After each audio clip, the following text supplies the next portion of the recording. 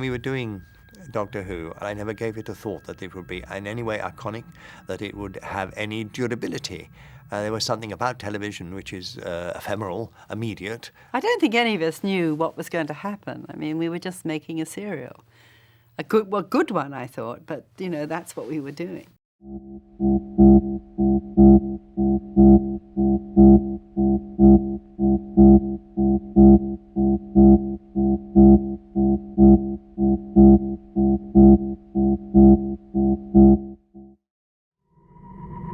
When you talk about Doctor Who to anyone, whether they're long-time fans or casual viewers, the first thing they usually bring up are the Daleks. The alien race of pepperpot fascists that scream, "Exterminate," are the most enduring monster to come out of this long-running science fiction show.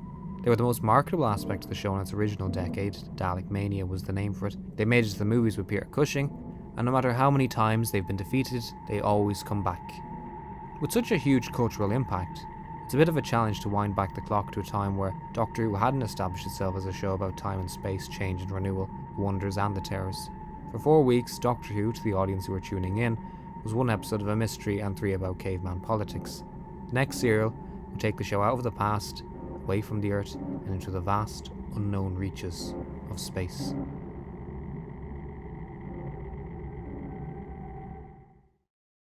The original brief of Doctor Who by the BBC's head of drama, Sidney Newman, was for it to be an educational science fiction serial. The 2 leads were school teachers, Ian William Russell, who understood science, and Barbara Jacqueline Hill, who taught history. The mysterious Doctor, William Hartnell, and his granddaughter Susan, Carol Ann Ford, were the most alien elements, they, after all, travel in the TARDIS. Sidney Newman's stipulation, as he remembered it in a 1980s interview, was for Doctor Who to avoid the science fiction cliches of quote-unquote bug-eyed monsters. The writer of Serial 1, Anthony Coburn, had written a script called The Masters of Luxor, to follow on from his last episode, The Firemaker. So when the script arrived, Sidney was pretty unhappy and more than hesitant to give it the green light. Verity Lambert, the show's producer, argued in favour of this new one. She said, "But honest, Sidney, they are not bug-eyed monsters. They were once living creatures with brains, and their brains had become so large their bodies had atrophied and they needed the metal casing to support the brain." There again is the wisdom of being a great head of drama group. I didn't want to do the Forsyte Saga and it turned to be a world winner. I didn't want any bug-eyed monsters, and the Daleks is what made Doctor Who. Terry Nation is one of the names you hear often when discussing the origins and legacy of Doctor Who. Born in Wales in 1930, he was a child when the Second World War raged across the globe and it haunted him well into adulthood. In a remarkable stroke of fate, he shared an agent with Doctor Who's first script editor, David Whittaker, no relation to Jodie, and he decided to use the premise of the show to work through those memories. They say writing is therapy. Prior to Doctor Who, his most notable writing credit was for the comedian Tony Hancock's self-titled television show over on the rival ITV. He also worked on a science fiction show called Out of This World, so he was no stranger to the genre. Production designer Raymond Cusick made some initial sketches before deciding on the iconic shape we know today. He was inspired by how Georgian ballet dancers glide across the stage, and the story goes that he demonstrated how they would move using a pepper pot in the BBC canteen. I first saw these sketches in Justin Richards' Monsters and Villains book in the mid to late 2000s, and opened my eyes to how things develop and evolve in making a programme like Doctor Who. Regarding the Dalek casings, they were made by a company called Shawcraft, who would become the go-to prop makers for the first few years of Doctor Who. Under the stewardship of directors Christopher Barry and Richard Martin, the 7-episode-long serial was broadcast on BBC television on the 21st of December 1963 and finished on the 1st of February 1964. With its trial run over, Doctor Who was now about to grow beyond its initial premise and into the imaginations of the audience.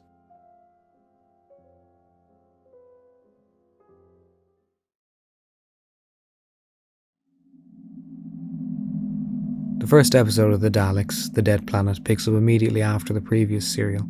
The Doctor, Susan, Ian and Barbara have escaped the Stone Age by the skin of their teeth and have landed on a world far removed from their own. The radiation counter initially reads normal, but as soon as they walk away from the console, it turns to red and flashes danger.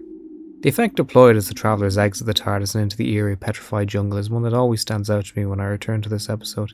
The picture gets a sort of embossed quality until it fades to normal, almost like the world is becoming tangible again after the nuclear fallout. You could even say it foreshadows the Daleks' weaponry. The first couple of minutes are devoted to the travellers exploring the new environment. The place is held in an uncomfortable stillness as Ian notices a breeze blowing. Branches break apart and feel more like stone. There's this awful sense of something horrible having happened. For Doctor Who's first alien planet, Skaro has made a very creepy place, and that's before we get to the mutations. Ian and Barbara have a great moment with each other where they discuss their anxieties about being far away from their own place and time. They also bond over their mutual distrust of the Doctor. Barbara's line about wanting the Doctor to get a comeuppance is a favourite thanks to Jacqueline Hill's delivery. Susan finds a perfectly preserved flower. She tries to catch her grandfather's attention, but his mind is elsewhere. Ian notices and says it's very fragile. He then goes and destroys it when he hears Barbara in trouble and tosses it back to Susan. She looks so distraught. It's a good merging of character and humour on the parts of Terry Nation and David Whittaker. Barbara gets spooked by the sort of crocodile thing. As Doctor Who magazine pointed out in their featurette on the Daleks, this is Doctor Who's first ever alien creature. I can practically see Sidney Newman rolling his eyes watching this when it went out. It's petrified, so we never see how it would have moved, but I don't think the budget would have made it convincing.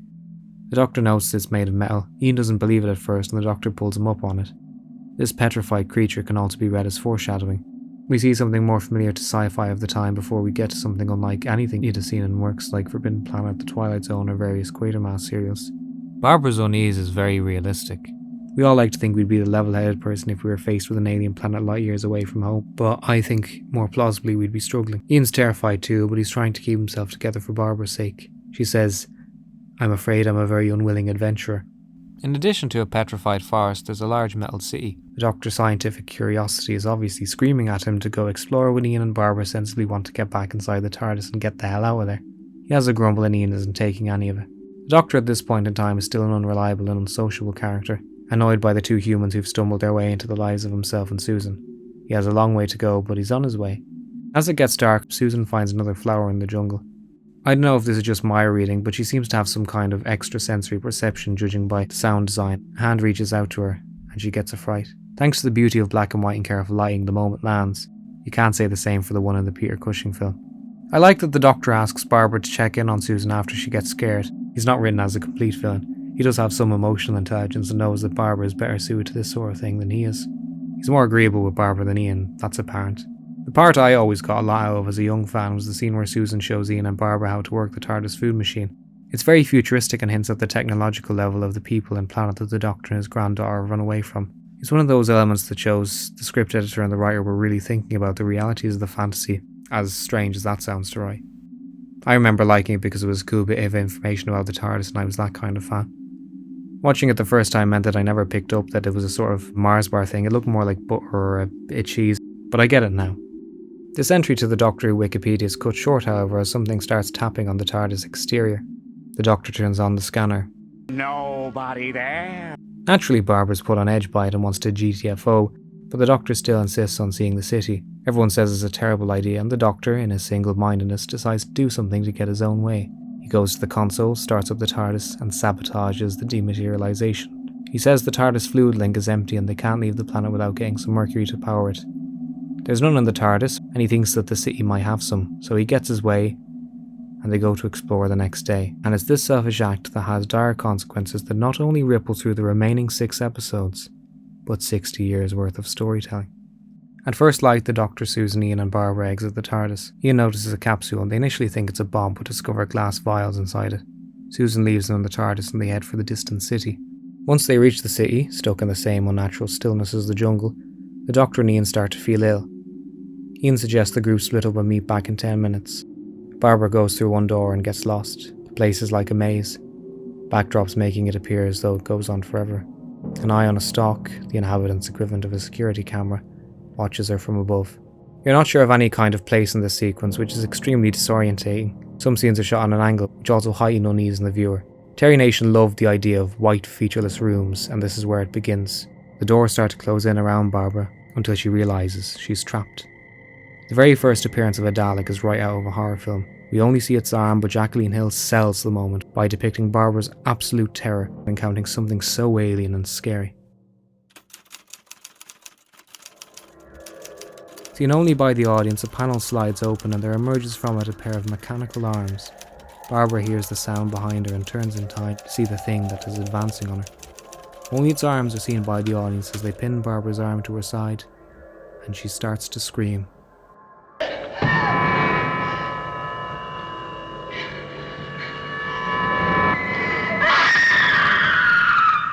The Dead Planet proves to be a very engaging first episode, a different tone and style to An Unearthly Child, but like that episode it still works in a modern landscape.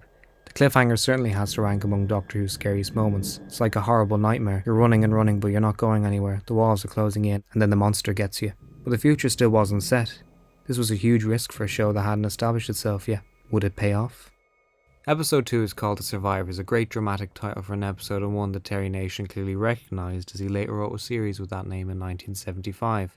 It deals with a pandemic, so it's probably not going to be very popular in this current climate. The Doctor, Susan and Ian notice that Barbara has gone missing and go to find her in the city. They discover a room with a Geiger counter inside and Ian spots that it's past the danger point. And suddenly it dawns on Ian and the Doctor that they're experiencing radiation poisoning. The Doctor finally confesses to his deception regarding the TARDIS fluid link. His granddaughter and Ian are understandably raging. Had Doctor not been a show for all ages, I imagine Chesterton would have used every curse word in the English language. He calls him an old fool instead. The Doctor says they should leave at once. Ian stands his ground and says that they should go once Barbara has been found. The Doctor begrudgingly agrees to Ian's demand when Ian takes the fluid link off him. He goes through a door with Susan and the Daleks are revealed to us for the first time in full through a very impressive shot. Nation describes the Daleks in a script for episode 2. 4 hideous machine-like creatures. They are legless, moving on a round base. They have no human features. A lens on a flexible shaft acts as an eye. Arms with mechanical grips for hands. The creatures hold strange weapons in their hands. One of them glides forward. It speaks with an echoing, metallic voice. You will move ahead of us and follow my directions. This way. That's the first line of dialogue from a Dalek. That piercing staccato style of speaking and that strange sort of Russian doll shape somehow go hand in hand. It's not a quiet, malevolent evil we see later in Doctor Who, or indeed a realistic one. The voice of the Daleks violently cuts through the silent city. It is interesting to see that the first time a Dalek fires their gun it's not to kill, nor do they shout their most famous line. A Dalek fires when Ian tries to make a run for it, and is left temporarily paralysed with the threat of it becoming permanent. The blocking used in the sequence is very well constructed. The Daleks can very easily look unconvincing on camera, and considering no one involved thought they'd struck gold, we could easily write off their introduction. Then you watch it and you see how the camera follows the Dalek over to Ian, and you think, wow, that's really well done. The Dalek towers over Ian's horrified expression. The three reunite with Barbara in a cell. They share the trauma of encountering the Daleks, and Barbara in return shares with Ian her question of whether there's something inside one of them. Ian has to break the bad news to her. This plot point really amps up the tension in the episode. As an audience member, you know the Doctor Who carries on for 26 seasons and survives into the 21st century, but the characters don't. It's also simply great dramatic storytelling. Doctor Who's always dealt with mortal danger and dying. It's why the Caves of Androzani is one of, if not the best example of the show. It also taps into many anxieties after the atomic bomb dropped. The sheer damage that can be done by these elements is still frightening to this day. The best and most harrowing sci-fi of the 20th century may be classified as fiction, but is very firmly born of the real world. 2 Daleks, voiced by Peter Hawkins and David Graham, watch the group on camera. They believe them to be Thals, the race that have adapted to survive the irradiated planet, and they bring the Doctor in for questioning. The ailing Doctor is marched into the Dalek control room and told to stand in a beam of light, bringing to mind brutal interrogations. When he cannot stand, he is told to sit. In retrospect, this is a defining moment. We now know the Doctor to be a Time Lord, or something far more than that, someone who was brought up believing in their own importance, and here they are, forced to their knees, being shouted at by a space Nazi. In the moment, however, the Doctor is a mortal man, one whose past life is a mystery. Even so, he is the show's authority figure, brought down to their lowest level. It's really grim, making the Daleks a deeply nasty antagonist. They ask him questions he doesn't know the answers to. How could he? He's a stranger to their world. When he tells them the truth, they don't believe him. It's like talking to a brick wall. Eventually, the Doctor manages to break through to them, and pleads for one of his companions to retrieve the vials left in the TARDIS. He asks about the Thals and gets a history lesson about Skaro. The Daleks think that after their neutronic war, the surviving Thals became hideously mutated, while the Daleks we see are the result of the original group of Daleks retreating into the city. That the Thals have survived, the Daleks say, means that they have access to a drug that stops them succumbing to the radiation. Back at the cell, Ian tries and fails to get his legs moving again. Susan says the radiation hasn't affected her as much as Ian and Barbara, leaning into her unearthly nature. I imagine the writers were thinking of how illnesses don't usually impact the young as they do older age groups. It's a line that's aged well, however, with the development of the Doctor's backstory. I really admired the framing of the TARDIS crew in the shot where the Doctor returns to the cell. It's a very considered use of the 4:3 aspect ratio. We get the first noticeable William Hartnell flub when he says anti-radiation gloves. drugs. It's not always clear which lines are intentionally misspoken as part of Hartnell's idea of the Doctor, or which ones are a product of how television was produced back in the day. Television was, as you probably know, produced as live, so unless it was really bad that they had to retake, like the pilot episode, the show had to go on in the grand tradition of the theatre. Hartnell does briefly trip over his words twice in episode 1, but manages to recover well enough. This one, though, is a bit more audible to the audience. Unlike some of the more egregious ones later on in his tenure, this one can at least be explained away in universe as the Doctor's mental function being impaired by the radiation. Ian volunteers to go. The Daleks have led them to believe that the Thals are the aggressors. They will eventually discover that this isn't so. As the Doctor's temperature starts to rise, Ian becomes more determined to head back to the TARDIS and get the box. Susan tells him he hasn't got the key. Ian still wants to be the hero, but Susan tells him that TARDIS' defense mechanisms would kick in if he didn't know how to use it properly. She says the inside lock would melt. This is a very interesting concept, and one I don't believe has ever been brought up again since this episode. But then again, I could say that about a lot of episodes. It's a pattern with Doctor Who. Unfortunately for the travellers, Ian's legs still haven't recovered, and a Dalek pops by their cell to bark that one of them has to leave. Ian tries to walk forward, and falls in a manner similar to the late vaudevillian and cinematic scarecrow, Ray Bulger. The Dalek is indifferent to this and dismisses Ian's disability. Barbara tries to stand up but suffers vertigo, and the Doctor is too weak to move. It falls to Susan to be the one to venture alone. We get a very affecting piece of acting from Hill, Russell and Ford. Hill's anxiety at our student going to a cold, unfriendly jungle, Ford absolutely terrified, and Russell putting on a brave face even when the mask is slipping. Susan here reminds me of how I felt as a child on the autism spectrum, having to do things on my own for the first time. Neurotypical people wouldn't understand this, but as someone who lived it, these things could be terribly stressful. I don't think Susan is a perfect character, but in this story I think she's a lot better written than subsequent episodes. As she leaves the cell, Ian curses his paralysis and the Doctor's selfishness while Barbara struggles to keep her eyes open. We get an insight into the Daleks' motives. A Dalek asks about allowing Susan to administer the drugs to her friends, but is told by the other one that they will die in time and all that matters is getting a sample of the drug to replicate it. Even in their first appearance, the Daleks have no regard for any life that isn't their own. One moment that's always stuck with me happens towards the end of episode 2, where Susan makes her way back to the TARDIS at nightfall. The way it's shot and edited reminds me of the run through the forest in the Disney classic Snow White and the Seven Dwarfs. As Susan makes her dangerous journey, we see a cloaked figure around the forest. I wonder if people noticed it on VHS. The source I've been drawing from is the 2006 DVD, and it's apparent on my viewing of the episode. At the time of recording this, they haven't announced a collection season 1 Blu-ray, so I can't comment on the differences between a standard definition copy and a HD one. In the Dalek City, the Doctor's condition is getting worse. Ian manages to recover the use of his legs, but his health is starting to fail. This isn't anywhere near as graphic as something like Where the Wind Blows or Threads, but it's pretty strong for a family show. I don't know if they'd be able to do this now without getting a flood of complaints. The Daleks comment on their prisoner's condition. Barbara is sleeping, Ian is trying to fight it, the Doctor is dying. These words have very little meaning now, but it's still brave of the writers to flirt with the idea of your titular character being killed off in a very realistic way. Of course, radiation poisoning has become one of the standard ways for incarnations of the Doctor to die, alongside old age and altruistic self-sacrifice, but that was yet to come for the show and its character. After encountering a cloaked Thal, Susan manages to reach the TARDIS and retrieve the box of files. Ian's words echo in her ear and she knows she has to go back into the wilderness. The TARDIS doors open and Susan looks out at the dark and dangerous jungle. It's so moody, the thunder, the lightning, all in the same shot.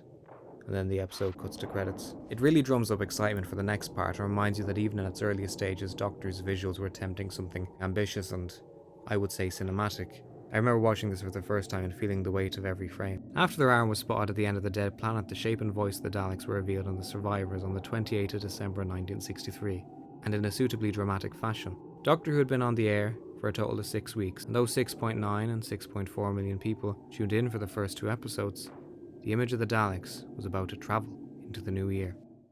Terry Nation was very practical in his episode titles. Episode 1 features a dead planet, Episode 2 is about the survivors of that planet, and this one is about an escape. It's the Ronseal approach to Doctor Who. Hopefully they don't actually name an episode that. Christopher Barry directed the first 2 episodes, but the third one was Richard Martin's Doctor Who debut. Martin went on to direct the sequel story, The Dalek Invasion of Earth, The Ambitious Web Planet, and a huge bone of contention for the fandom that shares its name with a popular game show presented by Bradley Walsh. He's a bit of a divisive figure in the history of the show.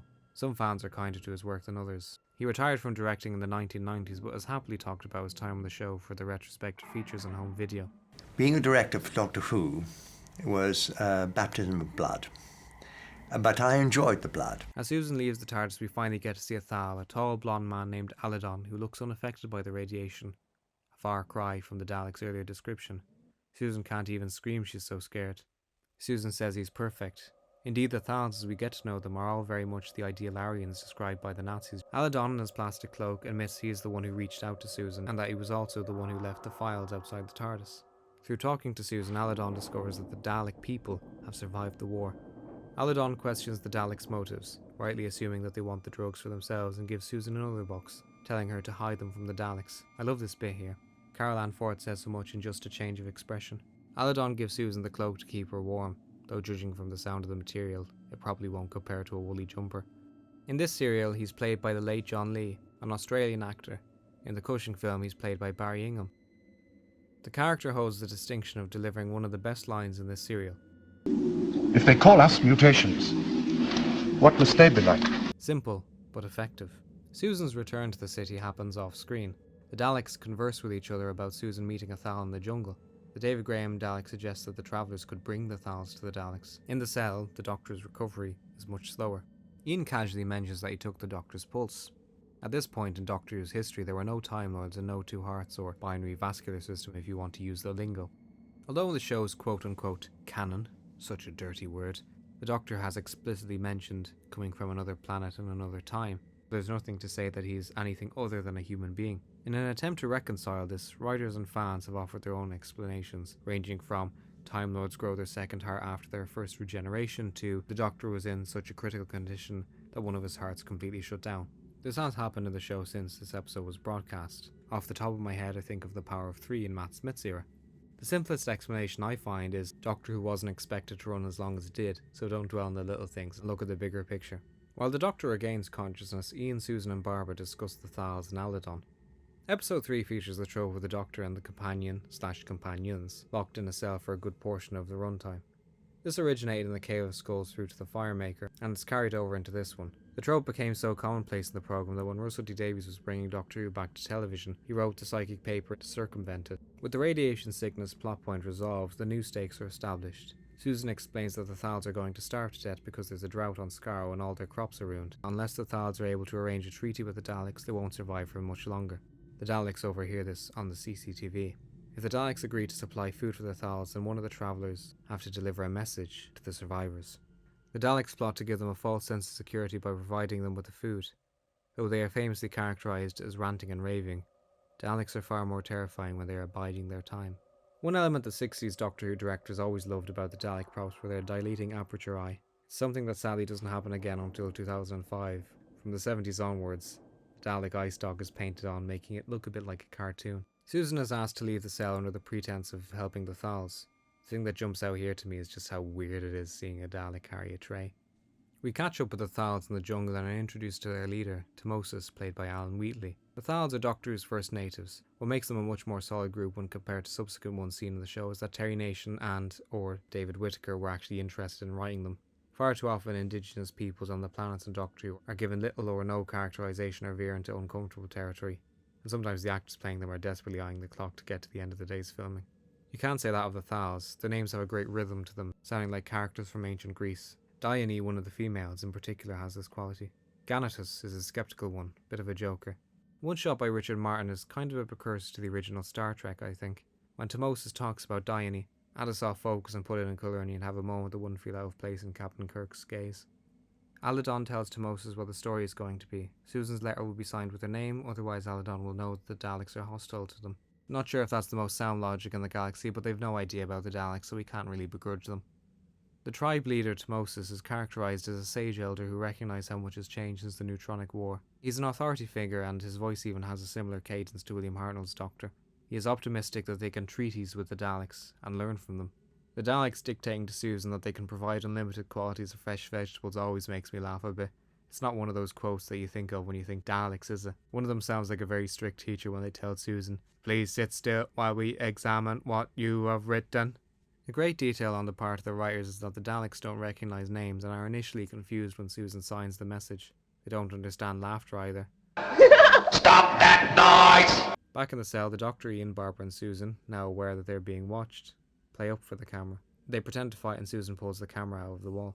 With the Daleks unable to see or hear them, the travellers plot their escape. It is in this sequence that they realize the Daleks' weaknesses. The floors are metal, and the Daleks are powered by static electricity coming from those floors. The way the characters realize this is brilliant. It respects the audience's intelligence and grounds it back to earth with a comparison to dodgems at a fairground. Barbara also brings up that the Daleks only have one eye, so they're easily blinded. She makes mud out of the refuse on Susan's worn out shoes. All this was clearly an inspiration on Russell T Davies. You see this dynamic in the episode World War III when the Dr. Rose and Harriet Jones try to work out the Selene's weakness. While the Thals receive Susan's message and head towards the dead city, the quartet make their escape, jamming the door of their cell and wrestling a Dalek onto Aladon's cloak. Some people might find this a bit lacking, especially by modern standards, but I appreciate that this is treated as an awkward, claustrophobic prison break, with the Dalek trying its best to get the upper claw, so to speak. It's no From Russia with Love, but it's not bad for 60s television. You would think they would have done this, but we never get to see the Dalek mutants in their first appearance. When the Dalek casing is opened up for the first time and Ian peeks inside, he recoils, and your imagination fills in the rest. It gets scooped out and put into Aladon's cloak. In the first ever instance of having fun with the Daleks, Ian hops into the casing and they leave their cell, hoping to get away. In a departure for the norm, the escape doesn't end with a cliffhanger per se, but with the slightest glimpse of the living, bubbling lump of hate inside the machine. Thus ends our proper introduction to the Thals, the resolution of the radiation sickness plot, and the TARDIS crew stuck in a cell. I think it's good. Though we've moved on from the mystery and intrigue, the main plot is kicking into gear, and that's what you want at this stage. With the broadcast of the escape, the Daleks had now gathered 8.9 million viewers. People were starting to talk about that new sci-fi serial over on the BBC. Episode 4 is titled The Ambush and opens with Ian managing to work the Dalek controls. They play up a charade of being taken for questioning by the Dalek superiors and manage to convince the Dalek to help them. Once they're behind a door, the Doctor severs the cable, stopping it from being opened on the other side. The Dalek contacts the high-ups and discovers the deception. With the door jammed, they send down a Dalek with a blowtorch to cut through it, which is somehow the coolest thing about the episode. We see this idea return and used to great effect in The Parting of the Ways in 2005. In an instance of astronomically bad timing, Ian can't get the casing open, and the Daleks have magnetised the floor so he can't move to the lift. The Doctor, Susan and Barbara have no choice but to go on without him. The writer and story editor clearly understand that the story needs to have moments of tension, but rather than crowbarred in artificially, it's built into what's already been established in the serial so far. The Daleks eventually break through and open fire on what we assume to be Ian's Dalek. Had episode 3 been slightly longer, you would think this was the cliffhanger, but we're 7 minutes into the ambush. To everyone's delight, the casing is empty. A Dalek orders the lift to be locked as Ian just about makes it to the floor before they bring it crashing down. The travellers find themselves at the highest point of the dead city and view the planet in full for the first time. We, the audience, don't see it, however, because there's not enough in the budget for a massive matte painting. Barbara spots a man approaching the city. It's the group of Thals, completely unaware that they're walking into a slaughter. At 8 minutes 45 seconds, something important happens. A Dalek orders that their prisoners are not to be recaptured, but to be exterminated. This is the very first time the Daleks ever say the word. It's solidified as their battle cry by the time we get to the chase. The travellers try in vain to warn the Thals, but the window is soundproof and the doors are magnetised shut. A Dalek on his way up to kill them. Ian comes up with a novel idea to drop a statue on the lift, then they run off. The Thals approach the city with caution. Feels somewhat familiar. Aladon is still suspicious of the Daleks' motives, but Temesis still stands his ground, looking for peace and trying to be rational about the whole thing. Unfortunately for Temesis, he is about to learn that hatred is not diplomatic, and neither are the Daleks. The Thals enter the white featureless corridors and find the food they were promised. The Daleks all around like a group of animals waiting in the darkness, ready to pounce on their prey. The Doctor is initially unwilling to warn the Thals, believing it to be none of their business. All he wants to do is get back to the TARDIS and get the flock out of here. Barbara tells him it's 100% their business, as they'd all be dead if it weren't for the Thals' help. Ian, for the first time in the serial, agrees with the Doctor and says he'll stay in the city while they head back to the TARDIS, the Doctor wishing Ian luck before he leaves. Temesis speaks to the Daleks, hoping that they can rebuild Skaro side by side. He has the conviction of a world leader, full of hope for a better future. You can't help but dread what you know what's coming next. As his fellow Thals move to take the provisions, Ian jumps out to warn them. It's a trap! But he's too late. The picture turns negative, and Temesis becomes the first character in Doctor Who to be exterminated by a Dalek. It's not a big theatrical death, just a silent shock, and then he slumps onto the food that the Daleks promised them. Incidentally, I love the effect when the Dalek fires and it narrowly misses Ian and hits the wall. It's one where the ambition pays off and it's quite modern in its staging. As the Thals retreat, the Daleks move along, the camera lingering on Temesis' lifeless body. I've already mentioned that Terry Nation was a child during the Second World War. The most obvious influence is that the Daleks are space Nazis that hate anything that doesn't fit their image. But also, this moment in the serial reads like a stand-in for the inciting incident of World War II, Though there are massive red flags, the Thal leader believed the Daleks to be reasonable, much as the superpowers thought Hitler wouldn't violate their agreement not to invade Poland, which as we all know he did, and thus started that long and horrible conflict. Ian meets Aladdin, clearly shaken by the Daleks' actions, and we go back into the petrified jungle. The Doctor sits with Diane and reads up on the history of Skaro. Absorbing, most absorbing. The Thal Antidus returns from an off-screen journey around the city. Another one of their group has died. A defining moment of this serial, and indeed this era of Doctor Who, comes when Aladdin tries to make sense of the Daleks' hatred. Ian tells him that Nemesis tried to appeal to them in a human or humanoid fashion, but the Daleks aren't on that level. Ian tries to get the Thals to fight back, but they've put their violent ways behind them. Barbara questions them simply running away. Ian tells them that they can't run away or wait around for the Daleks to get them. Another brilliant line is, pacifism only works when everyone thinks the same. The Doctor learns that the Thals are the end result of 100 years of mutation, where the Daleks, or Dals as they once were, have not managed to evolve into the more, shall we say, pleasing appearance of the Thals. Does that sound right? I don't know. This is a very early sort of sketchy history of the Daleks on the part of the writer. The later serial Genesis of the Daleks rewrites a large chunk of it and adds in the creator of the Daleks, Stavros. Fans usually get very annoyed by that kind of thing, but Genesis of the Daleks is seen as a crowning achievement in Doctor Who's long life, so they don't say a word. We even have a funeral in this. That very rarely happens in Doctor Who. The Doctor wants to get going and asks for the fluid link, which you find you've forgotten about at this point in the serial. Ian has to break the bad news. The Daleks took it from him when they searched him. They have to go back to the most dangerous city on the planet. I always find myself wanting to applaud at this cliffhanger. It's a perfect, oh shit moment.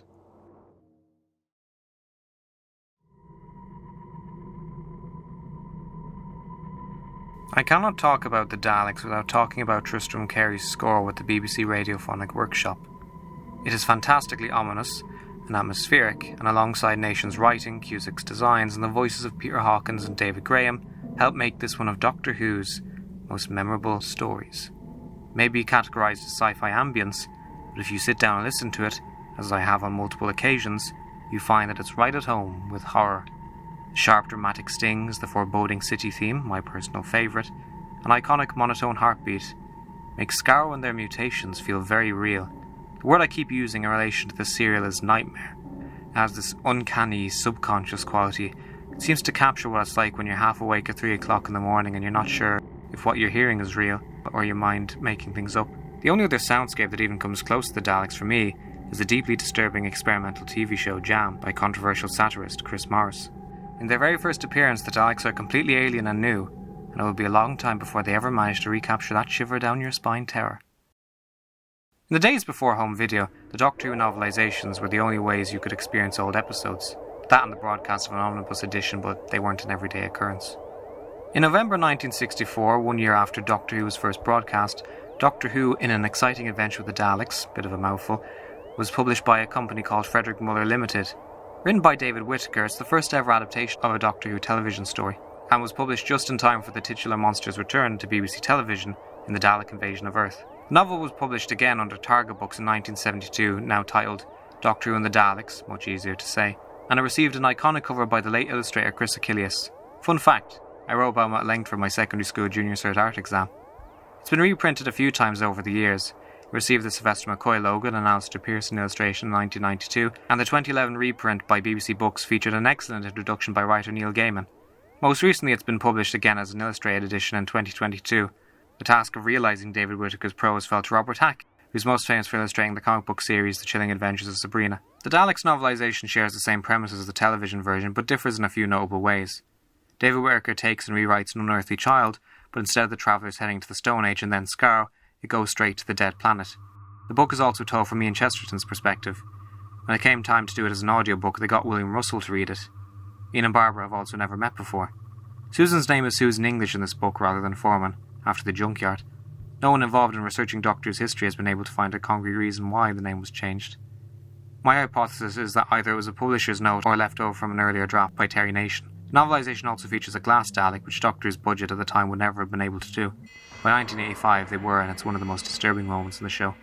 With the prose styles of a different generation, there are many great aspects of this book, and it opened the door for adaptations of The Web Planet, and Whittaker's more grounded historical The Crusade. The only real grievance I and a couple of fans have with it is that it's perhaps an episode too long. Nothing's really accomplished in episode 6, and episode 7 is your conclusion. I first saw this when I was a young fan getting into the classic series, and it definitely struck a chord. I remember vividly the title card at the beginning of the DVD. It set you up for something very trippy and surreal. Perhaps the Daleks works because it didn't have anything to live up to. The standard Doctor Who episode didn't exist yet. Terry Nation, Christopher Barry, Richard Martin and Verity Lambert understood that this was more than just pulp nonsense. As the writers say on the Studio Canal commentary, British science fiction, when compared to American science fiction, deals with the horrors of World War II, and this one intertwines the evils of fascism with the nuclear holocaust. The best Doctor Who for me is the one that has its foot in reality as much as fantasy. The Daleks are made up creatures, but their language isn't too far removed from how some people in the real world talk. So like this title says, the Daleks is the story that made Doctor Who. And 60 years later, it's essential viewing for any fan. 10 out of 10. Happy birthday, Doctor Who. The Doctor says he was a pioneer on his home planet. Cartman Master Plan or Timeless Child? You decide.